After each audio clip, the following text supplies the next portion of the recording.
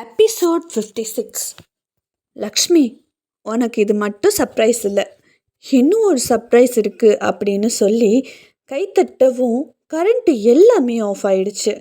சில மணி நேரத்துக்கு பிறகு கரண்ட்டு வர அங்கே ஒரு உருவம் நின்றுட்டு இருந்தது.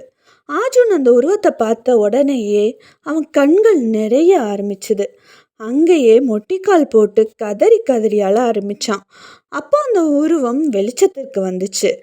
அந்த பையன் நிறம், அவன் பார்க்க செம்ம அழகாக இருந்தான்.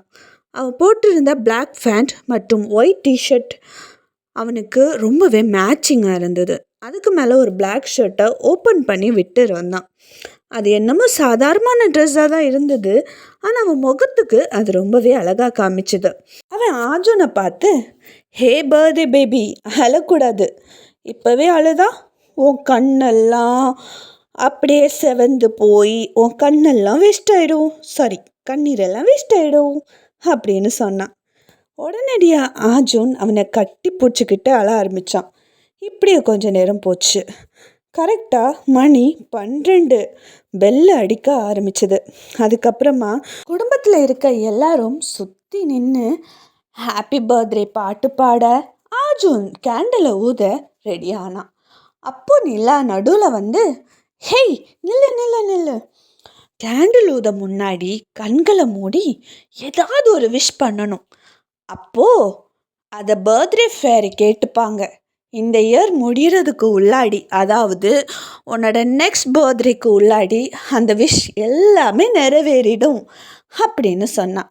இதை கேட்ட ஆஜுன் சிரிச்சுக்கிட்டே, இதெல்லாம் உனக்கு யார் சொல்லித்தரது, நீ ரொம்ப ஃபேரி டேல் பார்க்குற, முதல்ல உன் ஃபோனில் இருக்க இன்டர்நெட்டை நான் கட் பண்ணி விடுறேன். எப்போ பேரு ஃபேரி டேலில் மூழ்கி இதெல்லாம் ரொம்ப மோசமாக சொல்லிகிட்ருக்க அப்படின்னு சொல்ல, டேய் நீ எல்லாம் ஒரு அண்ணன்னு நான் சொன்னேன் பத்தியா, என்ன சொல்லணும் அப்படின்னு சொன்னான். இதை கேட்ட எல்லாரும் சிரிக்க அங்கே இருக்க இடமே ரொம்ப ஃபன்னாக மாற ஆரம்பிச்சுது. அதுக்கப்புறமா எல்லாருமே பர்த்டே பாட்டு பாட கேக்கை கட் பண்ணி எல்லாருமே மாறி மாறி ஊட்டி விட்டுட்டாங்க. அப்போது வருண் அவன் முகம் முழுக்க கேக்கை தடவி விட இன்னுமே அந்த இடம் ஃபன்னாக மாற ஆரம்பிச்சுது. வருண் வேறு யாரும் இல்லை, லக்ஷ்மியோட ஃப்ரெண்ட் பையன்தான். லக்ஷ்மி ப்ரெக்னெண்ட்டாக இருக்கும்போது பல உதவிகளை பண்ணினவங்க அவங்க. ஏன்னா இங்கே பிரசாந்த் அவங்கள நல்லபடியாக அந்த டைமில் பார்த்துக்கலை. அதனால் அவங்க தான் full and full take care பண்ணிக்கிட்டாங்க. மாத்திரை, ஃப்ரூட்ஸு, ஜூஸு, ஹெல்த் ஃபுட்டு என்னெல்லாம் வாங்கணுமோ எல்லாமே அவங்க பண்ணி தந்தாங்க. ஏன் குழந்த பிறந்ததுக்கு அப்புறமாவும் லக்ஷ்மியை ரொம்பவே டேக் கேர் பண்ணவங்க அவங்க. அவங்களோட பையன்தான் இந்த வருண். ஆஜுனை சின்ன வயசுலேருந்து அவன் தான் பார்த்துக்கிட்டான். சொல்லப்போனால் ஸ்கூலுக்கு கொண்டு விடுறது, கூட்டு வர்றது, அவன் கூட விளையாடுறதுன்னு ஒரு கூட பிறந்த அண்ணன் மாதிரியே ரொம்பவே க்ளோஸாக இருந்தான். அதுக்கப்புறமா லக்ஷ்மியும் பிரசாந்தோட தொல்லை தாங்காமல் அந்த வீட்டை விட்டு போக 2 பேருமே அப்படியே பிரிஞ்சு போயிட்டாங்க. அதுக்கப்புறமா அவனை பார்க்கவே இல்லை. பல வருஷத்துக்கு அப்புறமா வருணை இப்போ தான் சந்திக்கிறாங்க. லக்ஷ்மி இந்த ஊரை விட்டு போனதுக்கு அப்புறமா வருண் அப்புறம் அவனோட குடும்பம் ஃபாரினில் போய் செட்டில் ஆயிடுச்சு. இத்தனை வருஷம் அப்படியே கழிஞ்சு போயிடுச்சு. இப்போ தான் அவங்க திருப்பியும் வந்திருக்காங்க. சொல்லப்போனால் லக்ஷ்மியே ரொம்ப சர்ப்ரைஸாக கோயிலுக்கு போயிட்டு வரும்போது தான் அவங்கள பார்த்தாங்க. இப்படி ஆஜுனோட பர்த்டே அப்படின்னு சொன்ன உடனேயே வருண் ரொம்ப சந்தோஷப்பட்டு உடனடியாக நான் சர்ப்ரைஸ் பண்ண வரேன் அப்படின்னு சொல்லியிருந்தான். அது லக்ஷ்மி ரொம்பவே சந்தோஷப்பட்டாங்க. இந்த விஷயத்தை பற்றி ஆஜுன் கிட்ட மட்டும் இல்லாமல் நிலா கிட்ட கூட சொல்லலை. இப்படியே ரொம்ப ஹாப்பியாக அந்த பர்த்டே போயிட்டு இருந்தது. மறுபுறம் இங்கே பாரு காவேரி, நீ உன் பொண்ணுக்காக எவ்வளோ போய் வேணாலும் சொல்லிக்கோ, பிரச்சனையே இல்லை. ஆனால் கௌரிக்கு பார்ட்னர் ருத்ரா மட்டும்தான். அதான் நான் சொல்லிட்டேன்ல, அவளுக்கு ருத்ராவை தான் கல்யாணம் பண்ணிக்க போகிறோன்னு. நீ எதுக்கு தேவையில்லாமல் அவளுக்கு வேற ஒரு பையனை பார்த்துட்ருக்க? உனக்கு அறிவு இருக்கா இல்லையா? நீ உன் பொண்ணுக்காக 1000 மாப்பிள்ளை பார்த்தாலும் சரி, 1000 கோடி மாப்பிள்ளை பார்த்தாலும் சரி, நான் சொன்ன பையனை தான் உன் பொண்ணு கல்யாணம் பண்ணிக்கணும். இல்லைன்னா அவளும் உயிரோடு இருக்க மாட்டா. எவனையோ லவ் பண்ணுறாளாமே, அந்த பையனும் இருக்க மாட்டான், ஞாபகம் வச்சுக்கோ அப்படின்னு சொல்லவும், மிஸ்டர் கார்த்திகேயன் அப்படின்னு பின்னாடியில இருந்து ஒரு சத்தம் கேட்டது. உடனே கார்த்திகேயன் திரும்பி பார்த்தாரு. கௌரி சாம கோபமா நின்றுக்கிட்டு இருந்தா. நீங்க என்ன நினைச்சிட்டு இருக்கீங்க? என்னதான் நினைச்சிட்டு இருக்கீங்க? இங்க பாருங்க, நான் உங்க பொண்ணா இருக்கலாம், உங்க அடிமை கிடையாது. நீங்க சொல்ற பையனை தான் நான் கல்யாணம் பண்ணிக்கணுமா? இங்க பாருங்க, அவனை நான் கல்யாணம் பண்ணணும்னு அப்படி ஒரு நாள் வந்துச்சுன்னு வைங்களேன், அன்னைக்கு இந்த கௌரி இதே இடத்துல பிணமா கிடப்பா. யோசிச்சுக்கோங்க. என்னை பற்றி நீங்கள் ஏன் கவலைப்பட போகிறீங்க? நான் இல்லைன்னா உங்களுக்கு வேற எவ்வளவு கிடைப்பா, கரெக்டா அப்படின்னு ரொம்ப நக்கலாக கேட்டா. இது ரொம்பவே கடுப்பாக இருந்தது கார்த்திகேயனுக்கு.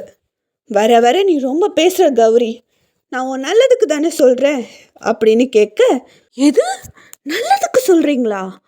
எது ஏன் நல்லதுக்கு சொல்கிறீங்களா? எனக்கு எப்போ நீங்கள் நல்லது நினச்சிங்க?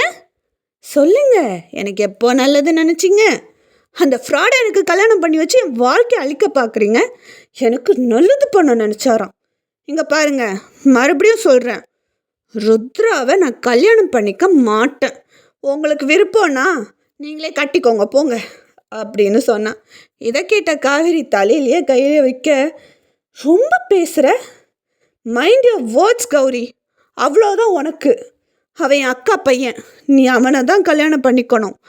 இங்கே பார், என்ன நடந்தாலும் சரி, நான் சொல்கிறது தான் நீ செஞ்சு ஆகணும், வேறு வழி இல்லை உனக்கு, புரியுதா அப்படின்னு கேட்க, ஓ அப்படியா, சரி நீங்கள் ஒன்று பண்ணுங்க, எதுக்கு அடுத்த வாரம்லாம் கல்யாணத்தை ஃபிக்ஸ் பண்ணிக்கிட்டு நாளைக்கே கல்யாணத்தை ஃபிக்ஸ் பண்ணுங்க, நான் ருத்ராவையை கல்யாணம் பண்ணிக்கிறேன். ஆனால் ஒரே ஒரு விஷயந்தான், நான் ஓடி போயிடுவேன். அந்த சபையில் அவமானப்பட்டு தலை குனிஞ்சு நிற்கணும். அவமானப்படுறதை பற்றியெல்லாம் நீங்கள் ஏன் ஃபீல் பண்ணுறீங்க? அப்புறம் ஆமாம், உங்களுக்கு தான் வெக்கம் சூடு சொரணா அப்படி எதுவுமே இல்லையே. ஒன்று பண்ணுங்க, என்னை ருத்ராவுக்கு கல்யாணம் பண்ணி வைக்கிறதுக்கு பதிலாக நீங்கள் அப்படியே தூக்கில் தொங்கிடுங்க. நான் சந்தோஷமாக இருப்பேன். நான் சம்பாதிக்க காசில் எங்கள் அம்மாவை பார்த்துக்கிட்டு வாழ்க்கையில் செம்ம ஹாப்பியாக எனக்கு பிடிச்சவனை கல்யாணம் பண்ணிக்கிட்டு ராணி மாதிரி இருப்பேன் அப்படின்னு சொன்னான். இதை கேட்ட கார்த்திகேயன், கௌரி நான் அப்பா அப்படின்னு சொல்ல அவள் பயங்கரமாக சிரிக்க ஆரம்பிச்சிட்டா. அப்பாவா? அம்மா அப்படியா அப்படின்னு காவேரியை பார்த்து கேட்க, ஓரா பேசுகிற, என்னடி விட்டா ஓரா பேசிக்கிட்டே இருக்க என்ன அப்படின்னு கேட்க, ஒன்றும் இல்லை சும்மா தான் அப்படின்னு சொல்லி கையில் ஒரு லெட்டர் கொடுத்தா. ஆனால் அந்த லெட்டர் வேறு எதுவுமே இல்லை. கொஞ்ச நேரமே காவேரி கௌரிக்கு கொடுத்த அதே லெட்டர் தான். பாருங்க உங்களோட ருத்ராவோட லட்சணத்தை, என்னை கட்டி வைன்னு சொல்கிறீங்கள, இதா நல்லா கட்டி வைங்க, முதல்ல பிரித்து படிங்க அப்படின்னு சொன்னான். அதை பார்த்த கார்த்திகேயனுக்கு எதுவும் புரியலை. அதில் என்னதான் இருக்குது அப்படின்னு சொல்லி பிரித்து பார்த்தாரு. அதில் ருத்ரா அப்புறம் விஜய் அப்படிங்கிற ஒரு பொண்ணு ரொம்ப க்ளோஸாக இருக்க மாதிரி ஃபோட்டோஸ் எல்லாம் இருந்தது. உடனே அதெல்லாம் பார்த்த கார்த்திகேயன் ஷாக் ஆனார். டு பி ஃப்ராங்க், இப்படி ஒரு கேவலமான பையனுக்கு என்ன கல்யாணம் பண்ணி வைக்கிறத விட்டுட்டு உங்கள் அக்காவும் நீங்களும் தூக்கில் தொங்கிடுங்க அப்படின்னு சொன்னான். சரி, நான் உங்ககிட்ட உண்மையை சொல்கிறேன். எங்கள் ஆஃபீஸில் ஒரு பையன் இருக்கான், அவன் பேர் அர்ஜுன். எனக்கு அவனை ரொம்ப பிடிக்கும், ரொம்ப நல்ல பையன். நான் அவனை கல்யாணம் பண்ணிப்பேன், அவன் மட்டும்தான் கல்யாணம் பண்ணிப்பேன். இந்த ருத்ரா மாதிரி கேவலமான ஆம்பளைங்க வாழ்கிறதுக்கு இந்த சமூகத்தில் பொண்ணுங்களுக்கு மரியாதை கொடுத்து அவ்வளோ நல்ல பையன் அவன். அவனோட அம்மாவுக்காகவும் தங்கச்சிக்காகவும் வாழ்கிறவன். நீங்களே யோசிங்களேன், ருத்ரா கிட்ட எல்லாமே இருக்குது, ஆனால் அவனால் என்னை சந்தோஷமாக பார்த்துக்க முடியாது. ஆனால் இவன் ஏழையாக இருந்தாலும் என்னை ராணி மாதிரி பார்த்துப்பான். அப்படி ஒரு ஆம்பளை சிங்கம் அவன். சே, ஒரு கேவலமானவனை கட்டி வைக்க பார்க்குறீங்களே, உங்களுக்கு வெக்கமா இல்லை? அப்புறம் நீங்கள் ருத்ராவை கல்யாணம் பண்ணி வச்சா நான் சூசைடெல்லாம் பண்ணிக்க மாட்டேன். நான் ஏன் சூசைட் பண்ணிக்கிட்டு? அப்போது என்னோட இன்னொரு முகத்தை நீங்கள் பார்க்க வேண்டியது இருக்கும். ஞாபகம் வச்சுக்கோங்க. எப்பவும் கௌரி இப்படி பேசிட்டெல்லாம் இருக்க மாட்டா. ம் அப்படின்னு சொல்லிட்டு அவ செம கடுப்பா ரொம்ப வேகமாக கதவை அடைச்சிட்டு உள்ளே போனான். மறுபுறம் யுவராஜ் கரெக்டாக 12 மணிக்கு ஆர்ஜுனுக்கு விஷ் பண்ணான். அதுக்கப்புறமா நைட்டு முழுக்க தூங்காமல் வீட்டில் இருக்க டெக்கரேஷன்ஸ் எல்லாருமே கரெக்டாக இருக்கா அப்படின்னு பார்த்துக்கிட்டே இருந்தான். அப்போ யுவராஜுக்கு ஒரு ஃபோன் கால் வந்தது. குட் ஈவினிங் யுவராஜ் சார், நாளைக்கு கண்டிப்பாக வருவீங்களா, இல்லை நான் ஒருத்தன் வர போகிறேன்னு மறந்துட்டீங்களா அப்படின்னு ஒருத்தர் கேட்டார். உடனே நான் கண்டிப்பாக, ஐயோ இல்லை சார், நாளைக்கு எனக்கு ரொம்ப முக்கியமான ஒரு மீட்டிங் இருக்குது, அதை அட்டன் பண்ணணும். சரி, நான் என்னோடய மேனேஜரை உங்களை பிக்கப் பண்ண அனுப்புகிறேன், கண்டிப்பாக அவர் உங்களை பிக்கப் பண்ணிப்பார், நம்ம ஆஃபீஸில் வந்து மீட் பண்ணலாம் அப்படின்னு சொன்னான். இதை கேட்ட மறுபுறத்தில் இருந்த அந்த மர்ம நபர், யுவராஜ், நோ யுவராஜ், என்னதான் நீ பெரிய கம்பெனி வச்சு நடத்திட்டு இருந்தாலும் I want to see you, so you must come அப்படின்னு சொல்லவும், but sir I have a lot of work அப்படின்னு சொல்ல, ஒர்க்கெல்லாம் என்ன யுவராஜ், எப்போவுமே பண்ணுறது தானே, ஒன் டே எனக்காக ஸ்பெண்ட் பண்ண மாட்டியா என்று கேட்க அவன் அப்படியே பார்த்தான். ஓகே சார், ஷூர், நாளை 6 o'clock என் பிரதருக்கு பர்த்டே, யூ மஸ்ட் கம் அப்படின்னு சொல்ல, sure, thanks for your invitation அப்படின்னு சொல்லிட்டு ஃபோனை கட் பண்ணான். இதை கேட்ட யுவராஜ், என்ன சார் சொல்கிறீங்க, நான் தான் உங்களுக்கு தேங்க்ஸ் சொல்லணும், நான் இன்வைட் பண்ண உடனேயே நீங்கள் ஓகே சொன்னீங்க, நான் எவ்வளவு யோசிச்சேன் தெரியுமா நீங்கள் வரமாட்டீங்கன்னு, thank you so much sir, I will sure come அப்படின்னு சொல்லவும் அவரும் சிரித்தார். மறுநாள் காலையில் எல்லாரும் ஆஃபீஸில் சீக்கிரமாக வந்துட்டு இருந்தாங்க. வரும்போது சந்துருவும் சந்தோஷும் கேக் வாங்கிட்டு வந்தாங்க. அதுக்கப்புறமா அவங்களோட மீட்டிங் ஹாலில் அந்த கேக்கை வச்சுட்டு ஆர்ஜுனுக்காக வெயிட் பண்ணிகிட்டு இருந்தாங்க. மறுநாள் காலையில் ஆர்ஜுன் எழுந்ததும் லக்ஷ்மி அப்புறம் குடும்பத்தினர் எல்லாருமே பிறந்த நாள் வாழ்த்துக்களை சொன்னாங்க. அதுக்கப்புறமா ஆர்ஜுனை கூட்டிகிட்டு போய் கோயிலுக்கு போனாங்க. அங்கே அவன் பேருக்கு அர்ச்சனை போட்டாங்க. அதுக்கப்புறமா ஆர்ஜுன் ஆஃபீஸுக்கு கிளம்பினான். லக்ஷ்மி, பார்வதி, நீலா எல்லாருமே வீட்டுக்கு கிளம்பினாங்க. வீட்டுக்கு போய் ரெடியாகி நீலா ஸ்கூலுக்கு போயிட்டா. ஆர்ஜுன் ஆஃபீஸ்க்கு வந்த உடனே எல்லாருமே அவனுக்கு விஷ் பண்ணினாங்க. அவனும் எல்லாருக்குமே தேங்க்யூ சொல்லி ரொம்பவே டயர்டாயிட்டான் அப்படின்னு தான் சொல்லணும். அதுக்கப்புறமா அவன் கேபினுக்கு வந்த உடனே வா மச்சான் அப்படின்னு சொல்லி ஹாப்பி பர்த்டே அப்படின்னு சொல்லி அவனை கட்டி அணைச்சிக்கிட்டே விஷ் பண்ணாங்க சந்துரு அப்புறம் விஜய். டே போதும்டா, என்ன நசுக்காதீங்கடா, எனக்கு இருக்க 2 நல்லி எறும்பும் நீங்களே நொறுக்கிடுவீங்க போல இருக்கே அப்படின்னு சொல்லவும் அவங்க 2 பேருமே சிரித்தாங்க. அதுக்கப்புறமா சந்தோஷ் ஒரு ஸ்கெயில் எடுத்துகிட்டு வந்துட்டு, ஓகே ஃப்ரெண்ட்ஸ், எல்லோரும் ஒரு நிமிஷம் நான் சொல்கிறத கேளுங்க. இன்றைக்கி நம்ம ஆஃபீஸோட டிஎல் ஆன நம்மளோட ஆர்ஜுன் அவருக்கு 29வது பிறந்த நாள்.